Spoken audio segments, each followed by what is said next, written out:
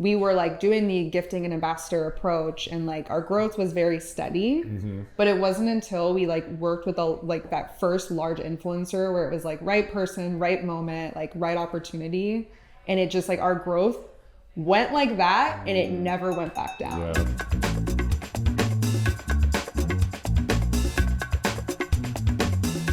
Welcome back to our Culture Creators series. We are live in Canada from Female Quotient's Equality Lounge. I am here with none other than Lexie Barnhorn from Anthropic. You are the head of influencer. Anthropic is probably one of the hottest companies. Claude is my favorite model for app building. People, I feel like, don't always know Anthropic is Claude and what Claude is. Do you want to give a little quick teaser? And how did you end here? Because you were Notion before. Yeah. And then where were you before Notion? Curology. Curology before Notion. Skincare company. Yeah, okay, so you've been killing it in influencer for a while, because Notion you did fantastic work there. What brought you to Anthropic? What is Anthropic? Yeah, so Anthropic, it's interesting because we have both like Anthropic and Claude. And so Anthropic started first, and it's the research company. It's the company that builds the different models. At Notion, we actually had a product called Notion AI that was ran off of two models, which is like Anthropic's model and OpenAI's model. And so I always tell people that like you may have used Claude and just didn't know it because you were using one of the models. And so through building the models, we started Claude back in, I think it was just a couple of years ago. It's still very new as our consumer product. And so. Any big differences? Because how long have you been in the role? I've only been in the role for 3.5 months. So a little new. A little new. I mean, Notion's tech, Anthropic's tech, but different, a little different. Yeah. What's new here? I'd say the biggest stark difference is just like the pace, just like the speed of just how AI is operating right now. It's like we launch a model, a week later some other company launches a model. Like it's just a constant back and forth of like who has the best model, which right now we do have the best coding model, the world's best coding model. So it's just very like fast paced, and then it's actually the largest company I've ever worked at, but it still feels like a startup, like very small. What is, because Curology is B2C. I mean, Anthropic is B2C, but is it a different mindset, like versus, consumer? Yeah, I'd say Anthropic, I mean, we're heavily B2B because just people are buying like the API. And we have a lot of developers that use us within companies. And so it's interesting because at Notion, I learned a lot about just like the B2C to B pipeline, because a lot of people started using Notion as a consumer in their personal lives first, and that actually translated to work. And so that's kind of what we're doing, I think, now with Claude is it's like, okay, can we get people in their personal lives using the product, loving it, and so that they can bring it into work. But actually a lot of people like using it for work already and use it for work. I always tell people, like when I'm working with influencers, I'm always like, your CTA could literally be like expense it, ask your company if you can expense it, because it's such a great tool for work. Like it's definitely transformed my workflows since working there.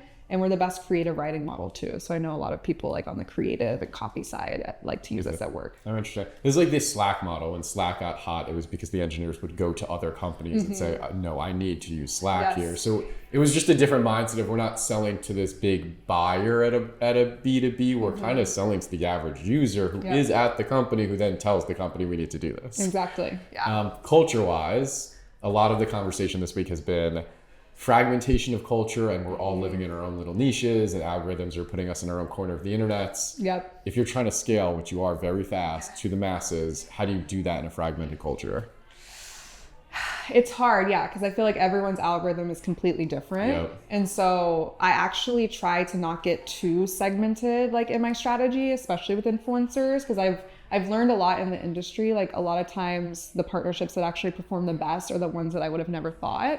And so I think it's fine to like chase, whatever the hottest trend is. And I always kind of look at how I'm doing my partnerships as a triangle, where it's like you kind of need those top, like, let's say you're partnering with 80 influencers, you need at least 5 that I always look at as like the culture hitters. They're the ones in the trending topic. They're going to like get you in the conversation. But in the mid tier, it's like you need a good set of people who are just have a very engaged audience. And like are very like, I call them like they're the reliable people in their niche. Like I kind of think of it as like, we at Anthropic want to build AI systems that people can rely on. So I want to work with influencers where they have a certain niche that the people who are following them rely on their content. And so I have those, and then I have like the micro influencers, which are like more of the test and like higher engagement too. Like my favorite partnership at Notion was we worked with a Dungeons and Dragons influencer. And I remember at the time I was like, okay, let's try it, because it was kind of expensive. And we tried it, and it was like, it just crushed it. And so I've had a lot of moments like that in my career where now I just like never count a niche out. And so I don't like to get too segmented on the like, what's the top trending thing?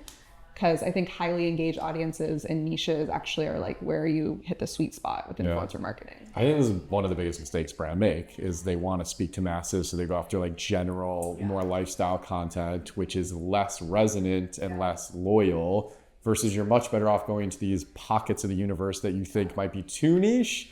And then you realize when you add up all those niches, it's a lot bigger than you thought, and they were more loyal to the following.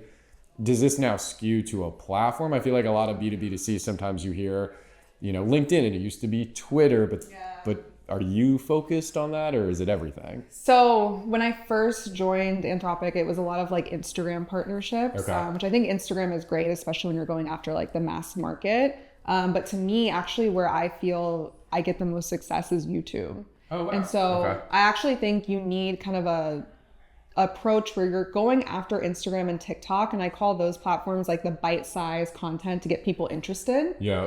But what I want them to do is like see, let's say there's an engineer posting on TikTok about Claude Code and how they like automated some workflow. Yeah. I want the engineer who's watching that to be like, oh, that's really cool. The first thing I want them to do is go to YouTube, look it up. And I want to make sure there's just thousands of videos and their exact like niche or use case. Long form, so they can dive deep. And because YouTube is actually where I see the most success on like an ROI. Like I think it's easier because it's easier to do the link clicks within YouTube. So it's probably, the data is probably a little bit skewed, but I think you need a full funnel approach of different platforms, and you kind of need to think of them as like a marketing funnel too. So I always think of like Instagram and TikTok top of funnel. If they like perform with link clicks or signups, great, but it's not as common on those platforms. But I really look at them as like reach. And then YouTube is like the conversion platform. Okay. And is the video content is deep on YouTube? Is it like you're part of a bigger video and you're one piece of it, or the whole video is a deep dive on how you do X thing with Claude? It's interesting because I know integrations are a lot cheaper, right? Yeah. Dedicated videos are harder to get. And so what I've found is actually at Anthropic right now, I'm focused fully on dedicated videos because we just don't have a brand presence on YouTube like how I had at Notion. And the reason Notion did so well is like people loved our product enough where they had enough content to talk about like for 20 minutes to talk about Notion and to walk through their workflow. And so we were in, their titles, we had great SEO, and like that worked so well where I had videos that went live 3 years ago for back to school.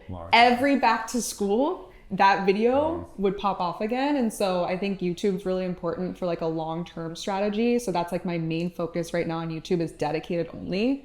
I'll do integrations, but I'll always book like one dedicated video and an integration. Because I just want to ramp up like as much content as I possibly can about like Claude on YouTube, because our presence is actually very low. Because it's just, we haven't done it to date. But you're also in a category where it does lend itself to, if you're going to teach someone how to do something using this tool, you need time to do that. If you're a yogurt or a pasta sauce, I guess a recipe, you can't. It's easier. It's not as conducive to long form. I wanted to ask about another topic of convo that keeps coming up is creator content no longer being a social paradigm, and how brands are starting to use that content in OLV, CTV, digital out of home, display, obviously paid social. Do you feel like you're there yet, or are you on a journey to kind of get it right in its organic state and then get there? So, I mean, we're scaling so quickly where we kind of have to like build the ship while we're running it, is how we always talk about it. And so we're doing paid social, and like I love paid social with influencer content. I think like you have to be whitelisting and you have to be boosting, especially if you're trying to go like mass reach, just because the influencer video will only get you so far, and just having a paid approach is so nice because it just allows you to just extend it, because the content is always so good. Like creator content and influencer content, like it always performs way better than like anything we could have made in-house, like a static post. And so we're like I think doing a paid social approach right out of the gate is really important, but always waiting for the organic content to get all of its performance. So like waiting a week before you boost it, taking your learnings.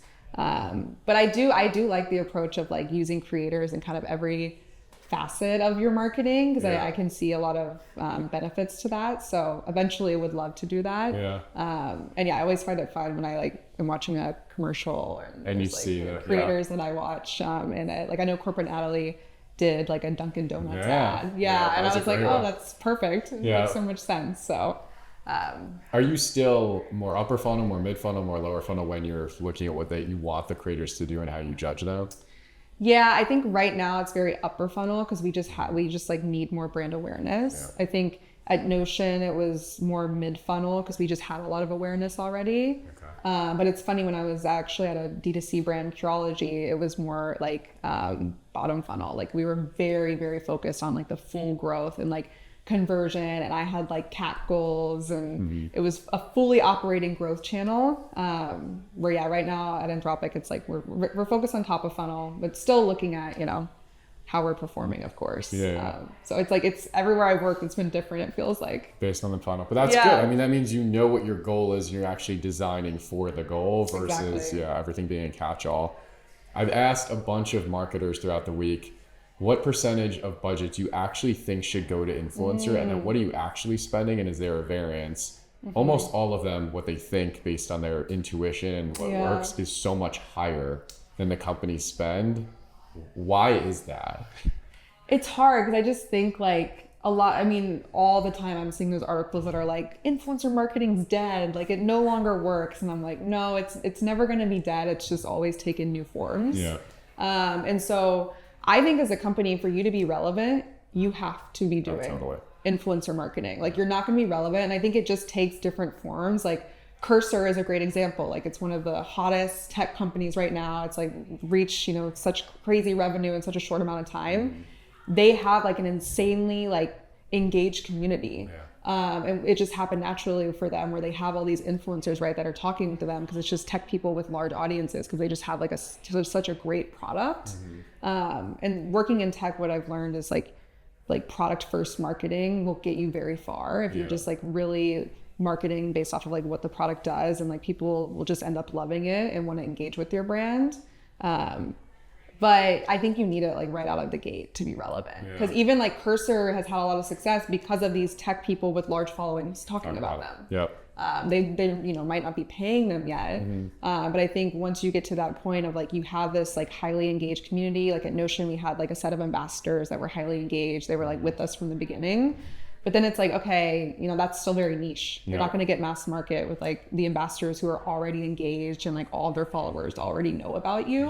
So I think once you kind of have like the ambassador group, that's when you should transition to like a paid influencer strategy, because you then need to reach mass market. And so as far as percentage of budget, it's hard because I feel like everyone's marketing budgets, like everywhere I've worked, they've looked completely different.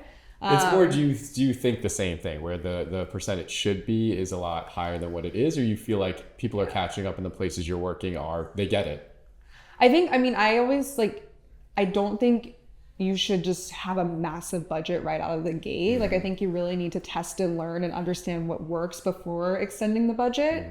And so I'd say from like a full marketing budget perspective, if you can do like 10% of that to influencer to start, I think that would be good, because also that's just going to lend well to the other channels. It's like, okay, we have all this content now, we can be pushing this content in paid ads, we're going to save money because we're not having to do these full productions. And so I think a lot of people look at influencer marketing as just pure, we're doing a YouTube video. It's like it goes a lot further than that. Like it's not its own silo channel, it's actually is integrated with everything. Sometimes the big brands makes them not understand exactly how to account it and where to put it. But I think it's also with everything in life, you can get a lot in earned and then you just max. And a lot of brands, they can get those free posts in the beginning, and they can get gifting and stuff in the beginning. And then right when they hit that point where they've reached saturation, it's hard to then say, we're now going to need to actually like pay and scale and do this. But you're never going to go past that maturation point unless you start doing that. Exactly. And one thing, so what I've seen is like, I'm not going to say the company, but I worked at a company where we were like doing the gifting and ambassador approach, and like our growth was very steady, but it wasn't until we like worked with that first large influencer where it was like right person, right moment, like right opportunity. And it just like our growth went like that and it never went back down. Yep.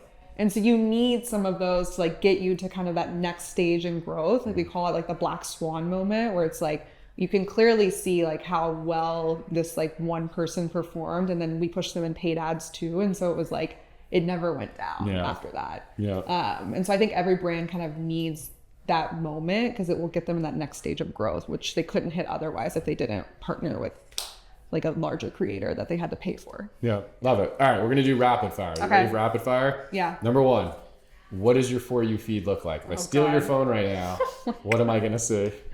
My For You feed, it's actually funny because whenever these like AI generated videos first came out, I was like not for it, which like I still am very for like creators always being creators, but I have been getting a lot of these VO3 videos. Yeah, I have too. Of like, I'm Moses, I just parted the Red Sea. Yeah. And it's like so just like clear and interactive and hilarious. And so of course I liked a couple of them. One of them was like waking up during the bubonic plague. And I'm like sitting there like, just like obsessed with this content. Biblical VO3 is hot right now. Yeah, like literally Jesus being like, I just turned water into wine because this party was super lame. Like, I was thinking about that. And I'm like, actually, this could be so interesting for students because if I like would have this type of content in some of my classes, I would definitely be more engaged in it.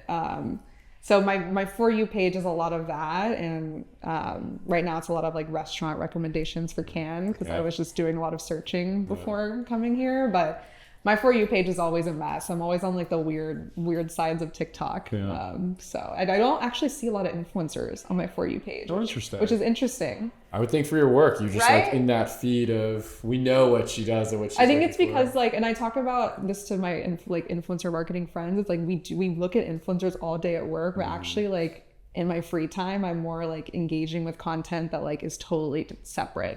Yeah. We don't want to be working after hours. And the good thing about my job is I can work and just watch YouTube. The magic of working in social. Yeah, exactly. All right, if you were a creator, what would your content angle be? If I was a creator, my content angle, honestly, I think I would be like a book talk creator. Oh, really? Okay. Yeah, I really like book talk. I get a lot of really good recommendations. I'm obsessed with my Kindle. Okay. And I did have a TikTok where I said something about like my Kindle and I got a lot of views. And so I was like, maybe there's something here. Right. We'll trade book recommendations. I read every night on my Kindle too. I can't look at my Kindle. If I travel and I forget my Kindle, it's the worst. It's the Especially worst on the plane. I'm like, what do I do now? Worst feeling in the world. All right, last one. What advice would you give to someone starting their career in marketing right now? Optimize AI. You need to learn it and you need to like have it work for you. I think the people who know how to build AI workflows are going to be the most successful people in marketing in the coming years, if not months. Like what I've been able to do in my workflows with AI has just been game changing and I've saved so much time. And so learn as much as you possibly can about AI and how it can be helpful in your role. I love that. And I don't think you need to be an advanced AI modeler today. Just experiment, be curious. I mean, I even ask like Claude all the time. I'm like, I want to implement this like thing in my email. Can you help me like walk me through the entire process? And like Claude has me like creating Google scripts to like put in the script editor. Like I've learned so much and it's been mind blowing. And I'm like, as a non-technical person, like the technical things I've been able to do because of AI is pretty insane. Love it. Yeah. Thank you so much for doing this. It was great to have you. This is great.